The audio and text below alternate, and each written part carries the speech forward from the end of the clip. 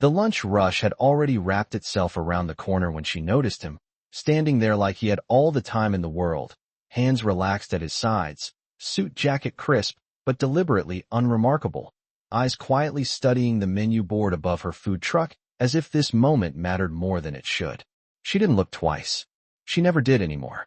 Customers were numbers, orders, voices floating past her like exhaust. But what she didn't know, what made this ordinary line feel strangely heavy, was that this man had been here before, years ago, back when she still smiled at strangers and believed small kindnesses disappeared the moment you gave them away. And when he finally stepped forward, she would ignore him completely, unaware that one soft sentence, whispered close enough to feel, was about to pull her past crashing back into the present. Hello everyone. Before we begin today's story, I have a small favor to ask. Please hit subscribe and turn on the notification bell so you never miss our channel's new videos. It's quick, free, and the best way to support us in bringing you more dramatic stories. Your support means the world to us. Where are you watching from? Drop your city or country in the comments below. Thank you very much. The food truck rattled softly as she slid the window open again, the smell of grilled onions and hot oil clinging to her clothes like a second skin, and she called out the next order without lifting her eyes, her voice efficient, practiced, armored. The woman behind her wiped the counter. The line shifted forward. When it was his turn, he didn't rush. He stepped up calmly, resting one hand on the edge of the counter, waiting for her to acknowledge him.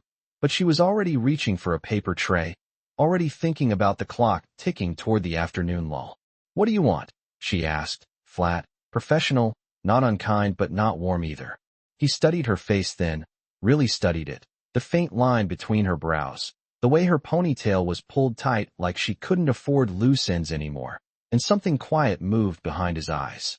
Years ago, she had leaned out of this same truck and slipped him an extra serving without being asked, defending him when another customer scoffed at his wrinkled clothes and empty wallet. She hadn't known who he was then, and that was exactly why he had never forgotten her. I'll take whatever's fastest, he said, voice steady, polite, no hint of impatience.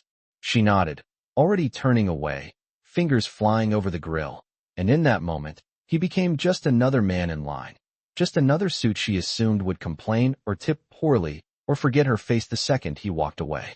The city hummed around them, delivery trucks groaning, office doors swinging open and shut, 1,000 lives intersecting without noticing, and he waited, letting the silence stretch, watching her move with the precision of someone who had learned the hard way not to expect anything back from the world.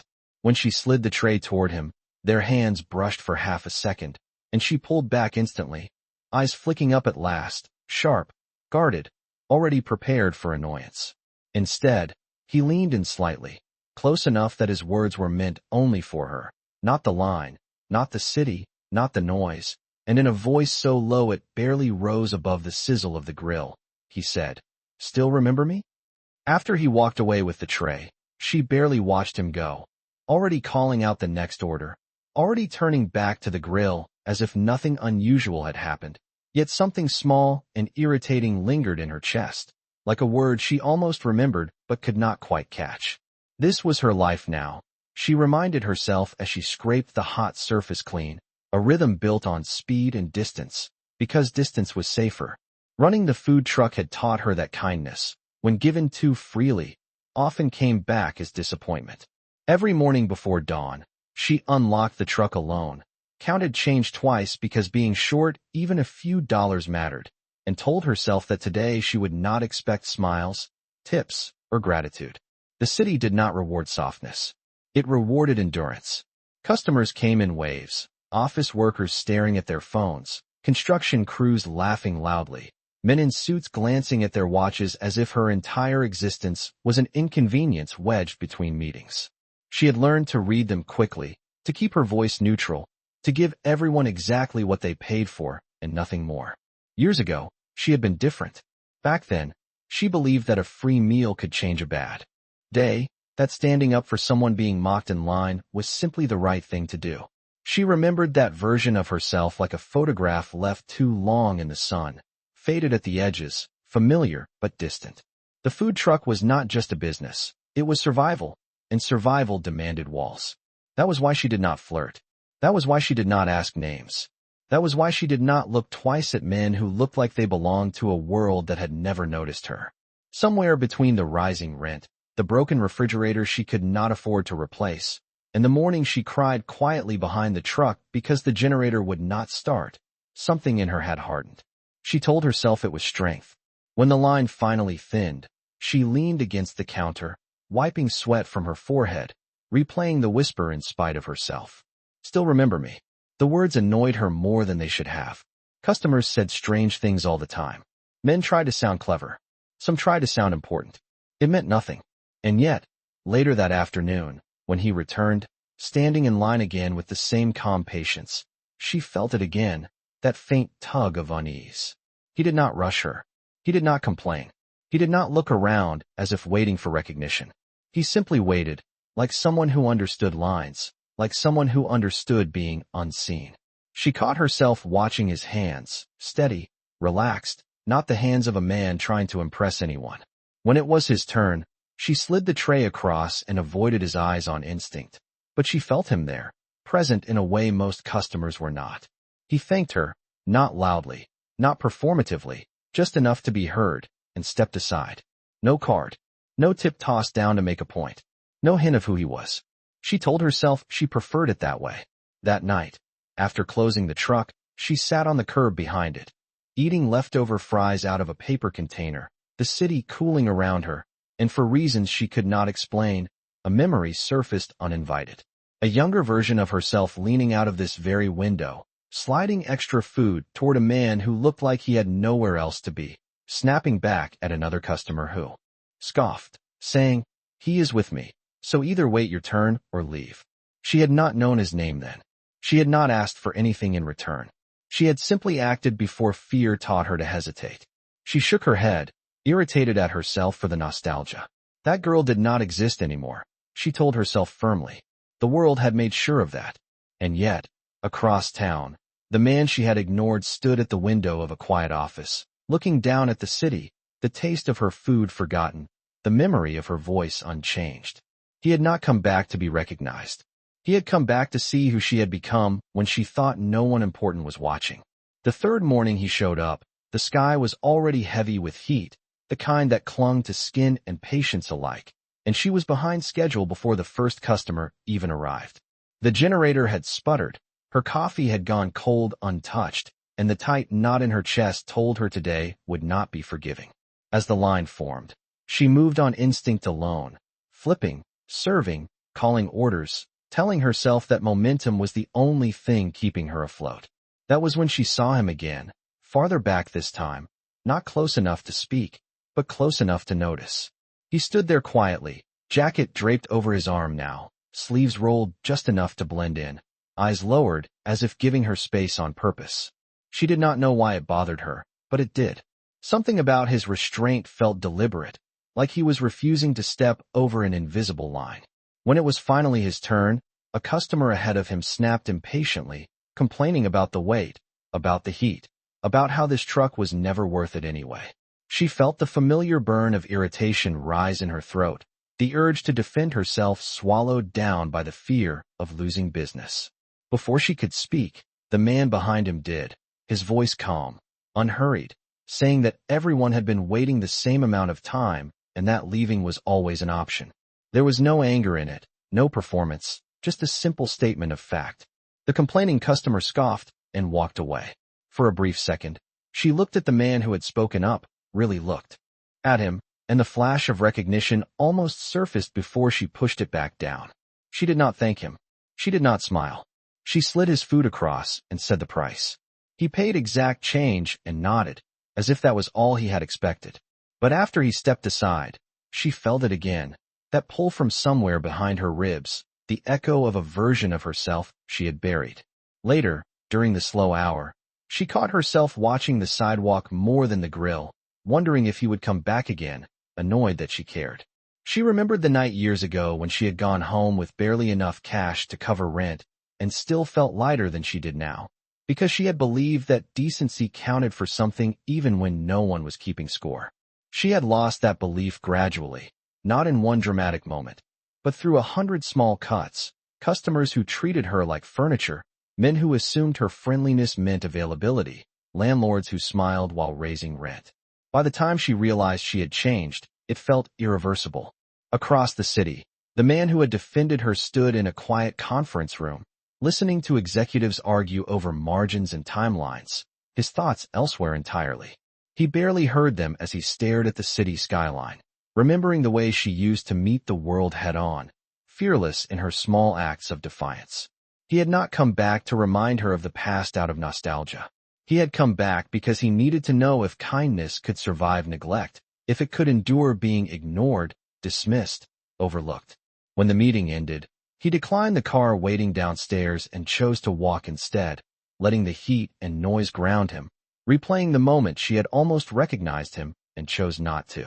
That choice mattered. The next day, he returned once more, this time earlier than usual, before the rush could hide everything. She was counting change when she saw him approach, her shoulders tensing without her permission. He waited until she finished, until she looked up on her own, and for a moment, neither of them spoke.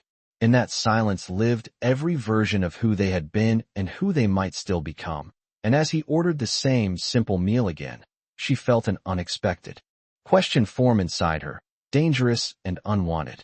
What if the world had not taken everything from her after all? What if she had given some of it away herself? By the fourth day, she noticed the pattern whether she wanted to or not. He always arrived just before the line grew long enough to become chaos, never early enough to feel intentional, never late enough to feel accidental. He waited like everyone else, no phone pressed to his ear, no tapping foot, no visible impatience. And somehow that calm unsettled her more than rudeness ever had. This time, a group of office workers cut ahead of him without asking, laughing loudly as if the line was a suggestion rather than a rule. She saw his jaw tighten for a fraction of a second, then relax. He said nothing. He stepped back, letting them go first. Something sharp flickered inside her, a reflex she had trained herself to ignore. She told herself it was not her problem. Lines caused trouble. Trouble cost money. Money was survival. Still, when the office workers began complaining loudly about the wait, snapping their fingers at her, speaking over her as if she were invisible, she felt the familiar weight settle on her shoulders. She focused on the grill, on the sound of oil and heat, pretending not to hear the words that landed harder than they should have. Before she could stop herself, she glanced toward him, expecting indifference. Instead, she saw disappointment, not at her, but at the scene itself. When one of the men scoffed and said that places like this never knew how to handle real customers, he stepped forward at last. His voice was quiet, but it carried. He said that real customers knew how to wait their turn, and that respect cost nothing. The men laughed and told him to mind his business. He nodded once and stepped back, as if that was all he had intended to do. She froze for half a second, then finished the order with hands that moved slightly slower than before. She did not thank him. She did not look at him. She hated herself for how relieved she felt. When his turn finally came again, she asked what he wanted, and for the first time, her tone softened despite her effort to keep it flat. He ordered the same thing, as if consistency mattered, as if this small ritual meant something. She slid the tray toward him and hesitated, then added a small extra scoop without comment. The movement was automatic, muscle memory from a life she pretended she had outgrown. He noticed. She saw it in his eyes, the quick lift of recognition, the gratitude he did not voice. He did not smile. He did not say thank you in a way that drew attention. He simply nodded, as if accepting a gift that was never meant to be acknowledged publicly.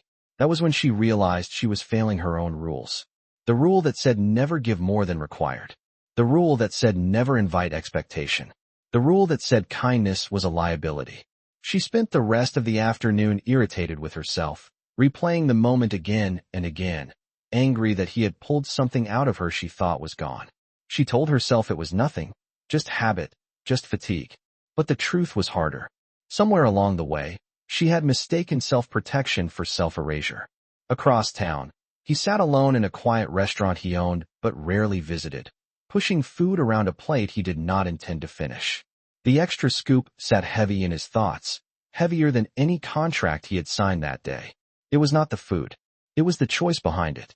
She had not done it for a tip. She had not done it for recognition. She had done it because, for a moment, she forgot to be afraid. That was the woman he remembered. That was the woman he had come back to find. He did not want to rescue her. He did not want to reveal himself and turn her world upside down. He wanted to know if the world had taken something from her, or if it was still there, waiting for the right moment to surface. The next morning, he returned once more, this time watching closely as she handled a man who clearly did not have enough money, counting coins with shaking hands. Without hesitation, she waved him through, telling him to keep his change and come back tomorrow. She did not look around to see who noticed. She did not look at him. She simply moved on. That was when he knew the test was never about whether she recognized him. It was about whether she still recognized herself. The tension finally broke on a Friday when the lunch rush arrived early and unforgiving. The kind that pressed bodies together and shortened tempers before noon had even settled. The line wrapped past the corner, engines idling, horns flaring, voices stacking on top of each other until it felt like the whole street was demanding something from her at once. She worked faster, calling orders, sliding trays, refusing to look up more than necessary because eye contact invited complaints. He was there again, of course, standing a few places back, watching without interfering, as if he understood that this was the moment where patience mattered most. Then the black sedan pulled up, polished, expensive, stopping where it should not have, and a man stepped out wearing entitlement like a tailored suit. He did not join the line. He walked straight to the window and knocked sharply on the metal frame. She froze, just for a beat, then forced herself to keep moving, finishing the order in front of her. The man knocked again, louder this time, announcing that he was late for a meeting and did not have time to wait. She told him, evenly, that everyone was waiting, and that he could join the line or leave. The word leave barely cleared her mouth before his expression changed. He laughed, dismissive, and said that places like this should know how to treat real clients. The word real landed hard. The people in line shifted uncomfortably, some looking away, others watching as if waiting to see how much she would tolerate. She felt her chest tighten, old instincts screaming at her to de-escalate, to give him what he wanted and move on. She had done that before. It always cost more than it saved. Before she could decide, the man from the line stepped forward, positioning himself between the window and the sedan without touching either. His voice was calm, but it carried. He said that respect did not come with a car, and that if the man wanted service, he could start by waiting like everyone else. The man scoffed, calling him a nobody who should mind his place. For a moment, the street seemed to hold its breath. She felt the urge to step in, to shut it down before it spiraled, and without thinking, she snapped that she did not need anyone fighting her battles. The words came out sharper than she intended, aimed at the wrong person, fueled by weeks of pressure and fear. The man in the sedan smirked as if he had won something and walked back to his car. The line murmured. The man she had snapped at met her eyes for the first time since that whisper days ago. There was no anger there, just understanding. He stepped back into place, as if he had never moved. Her hands shook as she finished the next few orders, embarrassment and frustration tangling together until she could not tell which hurt more. When his turn came, she did not look at him. She told him the price. He paid without comment. As she handed him the tray, he leaned in slightly, not close enough to be invasive, just close enough to be heard over the noise, and said that he understood why she did what she did, that she did not owe anyone gratitude for speaking up. The words disarmed her more than anger would have. She nodded once, unable to trust her voice. After he left, the rest of the shift blurred. She replayed the moment again and again, the way she had pushed him away when he was trying to help, the way the man in the sedan had looked at her like she was disposable. By the time she closed the truck, the street was quiet, but the tension had followed her home. She lay awake that night, staring at the ceiling, realizing that the walls she had built were starting to trap her instead of protect her. Across town, he sat alone, hands folded, replaying her sharp words without resentment. The test was working, not because it exposed her flaws, but because it revealed her fear. She was not cruel. She was tired. And tired people deserved patience, not judgment. The next day, he returned again, not to provoke, not to intervene, but to wait, because some truths only surfaced when pressure was applied and kindness was given room to breathe. The moment came without warning, on an ordinary afternoon that should have passed like all the others, and that was what made it impossible to forget. The rush had thinned, the heat softened by a passing cloud, and she was wiping the counter when she felt him step forward again. There was no crowd pressing in, no noise demanding her attention, no excuse to hide behind speed. She looked up, ready to take the order she already knew by heart, and for the first time in days, she really saw him. Not as a customer, not as a distraction, as a presence that refused to fade. He ordered the same simple meal, his voice low, almost careful, and as she prepared it, she felt an unfamiliar tension crawl up her spine, as if something important was balancing on the edge of a breath. When she slid the tray across, their fingers brushed again, longer this time, and neither of them pulled away immediately. The city seemed to dim around them, the noise retreating just enough to make space for what came next. He leaned in slightly, not close enough to draw attention, not close enough to invade her space, but close enough that his words were meant only for her. His voice dropped, steady and gentle, carrying no accusation, no triumph, only memory. He said her name the way it had been said years ago, careful, respectful, and asked quietly if she remembered the night she had defended a stranger who could not afford dinner. Her breath caught. The grill hissed behind her. A customer laughed somewhere down the sidewalk, but inside her chest, everything went still. He did not say who he was. He did not say why he had come back. He did not mention money, power, or success. He simply reminded her of who she had been when she thought no one important was watching. The wall she had built cracked in a place she had forgotten existed. Images flooded her mind without permission. The younger version of herself leaning out of the truck window, fearless, tired but smiling, handing food to a man who looked lost, telling a cruel customer to leave if they could not show respect. She swallowed hard, unable to speak, afraid that if she did, the moment would shatter. He straightened slowly, giving her space, as if understanding that recognition was a private thing, not something to be performed. She nodded once, barely, her hands trembling as she reached for a napkin to steady herself. He took the tray and turned to leave, but before he stepped away, he added one more sentence, softer than the first, telling her that kindness did not disappear just because it went unnoticed. Then he was gone, absorbed back into the city like a memory slipping into the past. She stood frozen, staring at the space he had occupied, heart pounding, the weight of realization settling heavy and warm at the same time. For the first time in years, she felt seen, not for what she had become, but for what she had survived. The rest of the afternoon passed in a blur. She served customers on instinct alone, her mind replaying his words again and again, each repetition peeling back another layer of defense she had wrapped around herself. That night, after closing the truck, she sat alone inside it, hands resting on the counter, the smell of food lingering in the air, and let herself remember without flinching. She realized that he had never come to be thanked. He had come to give something back, something far more dangerous than money. He had given her proof that her better self had mattered, even when life had convinced her it had not. Across town, he paused at a crosswalk, the city lights reflecting off glass and steel, allowing himself a slow breath. He had not revealed his name. He had not revealed his position. He had revealed the truth that mattered most. The rest could wait. And as she locked the truck and walked home under the dim glow of streetlights, one question echoed louder than all the others. If he remembered her like that, what else had she forgotten about herself? The reveal did not come from him, and that was what made it hit harder. 2 mornings after the whisper, she arrived at the curb to find a printed notice taped crookedly to the side of her truck, the city seal stamped at the top. Words about zoning compliance and temporary suspension bleeding together until her pulse drowned them out. She read it twice, then a third time, the meaning refusing to settle.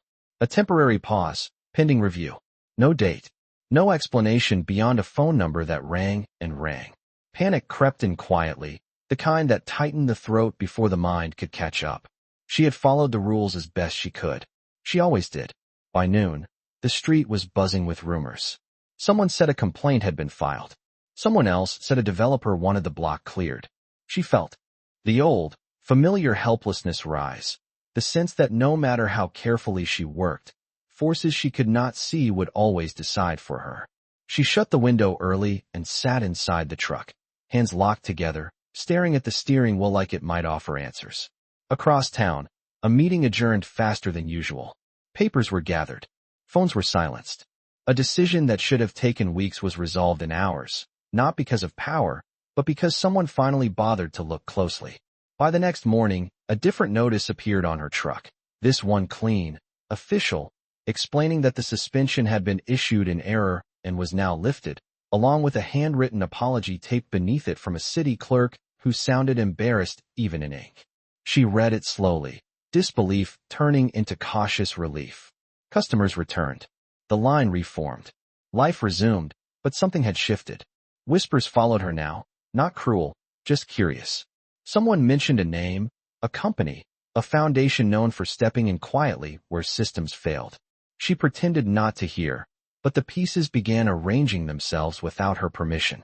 That afternoon, as she served orders, she spotted him standing across the street, not in line, not approaching, simply watching to make sure the damage had been undone. She met his eyes, and this time, she did not look away. When he crossed over, he did not order. He did not lean in. He said her name again, clearly, and told her that the notice should never have been posted, that mistakes happened when people stopped paying attention, and that it had been handled. She asked him who he was, finally, not accusing, not grateful, just steady. He paused, weighing something invisible, then answered honestly. He told her his name, the company he ran, the foundation he funded, the meetings he usually skipped to stand in lines like hers instead. He said he had not come to fix her life, only to make sure it was not broken by indifference. The word billionaire never left his mouth. It did not need to. The truth landed anyway, heavy and unreal, colliding with the memory of a man counting change years ago, the same eyes, the same calm. She felt heat rise to her face, not from awe, but from anger she had not expected. She told him she had not asked for help. He nodded and said he knew. He said that was the point. The city did not owe her anything for being kind once, but it did owe her fairness now. He said he had not acted as a reward, but as a correction. Around them, the line waited, pretending not to listen. She exhaled slowly, the edge of her fear dulling into something steadier. She told him she did not want favors disguised as miracles. He told her he did not offer miracles, only accountability. He asked if she wanted him to step back. The choice was placed carefully in her hands, where it belonged.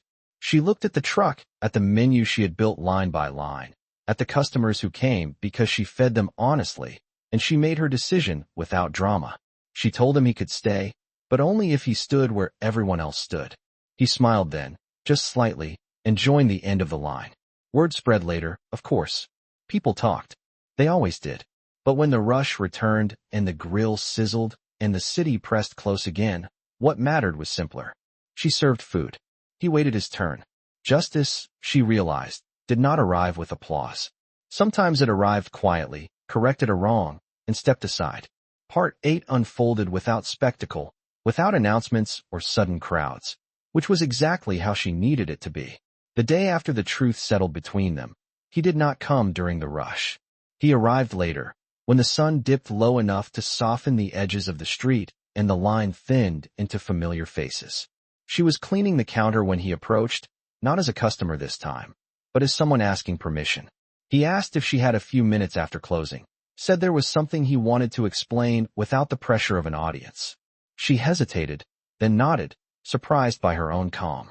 When the window finally closed and the last customer waved goodbye, she stepped down from the truck and leaned against its side, arms crossed, ready to protect herself if needed. He stood a few feet away, giving her space, and told her the rest, not the headlines version, but the quiet one. He explained that years ago, when he had nothing but ambition and debt, that meal she gave him had landed on the worst night of his life, the night he almost quit everything. He told her he had not come back to repay a debt, because kindness was not alone. He came back because he wanted to be certain that power could still learn from humility, that success had not erased his ability to wait, to listen, to respect the people who made cities function. He admitted that he had watched her closely, not to judge, but to understand the weight she carried, the way fatigue sharpened her words, the way fear had taught her to guard herself. He said that if she wanted nothing further to do with him, he would step away completely, and that the protection around her business would remain regardless. The offer was not leverage. It was a boundary. She listened without interrupting, the city humming behind them, and when he finished, she took a long breath. She told him she did not want to be a symbol, a success story someone else told to feel generous. She did not want charity wrapped in romance or opportunity that required gratitude as payment. She wanted ownership of her work, her choices, her pace. He nodded, accepting every word without defense, and said that was exactly why he had not made an offer yet. Then he placed something small on the counter inside the truck and stepped back. It was a simple folder, thin, unbranded. Inside, she found a proposal that did not mention control, rebranding, or rescue. It outlined a partnership, optional, where her food truck could anchor a community lunch program she would design, funded quietly, operated independently, with her retaining full authority. No deadlines, no press, no obligation to accept. He said she could tear it up, keep it, or rewrite it herself. The power sat squarely with her. She closed the folder slowly, feeling something unfamiliar bloom where resentment used to live. Trust, tentative and real. She told him she would not decide that night. He said he expected nothing less. Over the next week, he returned to standing in line like everyone else, sometimes ordering, sometimes just nodding, never pushing, never asking. She noticed how little changed when money stayed invisible, how people treated him the same because he insisted on being the same. When she finally made her choice, it was not dramatic. She invited him to sit on the curb with her after closing, handed him a paper tray of leftover food, and told him she would accept, but only on her terms, starting small, testing impact before expansion, and only if her truck remained hers in every sense. He smiled, relief quiet and genuine, and agreed without amendment. They shook hands, not sealing a deal, but acknowledging mutual respect. As the streetlights flickered on, she realized something had shifted inside her. She was not being saved. She was being seen as capable. And for the first time in a long while, that felt like more than enough. The ending did not arrive as a grand reveal or a public declaration, but as a series of small, steady changes that proved themselves over time. Weeks passed, then months, and the food truck stayed exactly where it belonged, its paint still chipped, its menu handwritten, its owner still the first to arrive before dawn and the last to leave after dark. The difference was not in how it looked, but in how it breathed. On certain days, a second line formed quietly beside the regular one. People who paid what they could or nothing at all, no signs explaining it, no announcements inviting praise. She designed it that way, insisting that dignity did not need a spotlight. He never interfered. He showed up like he always had, standing in line, sometimes with rolled-up sleeves, sometimes with a jacket draped over his arm, listening more than he spoke. When people eventually recognized him, when whispers spread and phones came out, he deflected attention with practiced ease, reminding them that this place was not about him. The city took notice in subtler ways. Permits were processed faster. Complaints were handled fairly. The block grew livelier, safer, warmer. She noticed how her own posture changed, shoulders no longer permanently braced, laughter returning in brief, unexpected bursts. One evening, after closing, she found him waiting by the truck, not with papers or plans, but with 2 paper trays and a quiet smile. They sat on the curb like they had before, eating in companionable silence, watching the streetlights flicker on. He asked her how it felt to trust again. She told him it felt like learning to breathe without armor. She asked him what it felt like to wait in lines when he no longer had to. He said it reminded him who he worked for, even when no one was watching. The past did not disappear. They did not pretend it had been easy or fair, but it no longer defined the future. On the anniversary of the night he first returned, she framed something small and hung it inside the truck, not where customers could see it easily, but where she could. It was a simple $10 bill, worn at the edges, the kind people overlooked, the kind that once meant survival. She did not explain it to anyone. She did not need to. On a quiet afternoon, as the line thinned and the city exhaled, he stepped up to the window like any other customer. She looked at him, really looked at him, and smiled before he could speak. She said his name, clear and certain, not whispered, not hidden. He ordered the same simple meal, and she slid it across with that familiar extra scoop, no longer afraid of what generosity might cost her. When he paid, she pushed the change back toward him and told him to keep it for the next person who needed it more. He nodded, understanding exactly what she meant.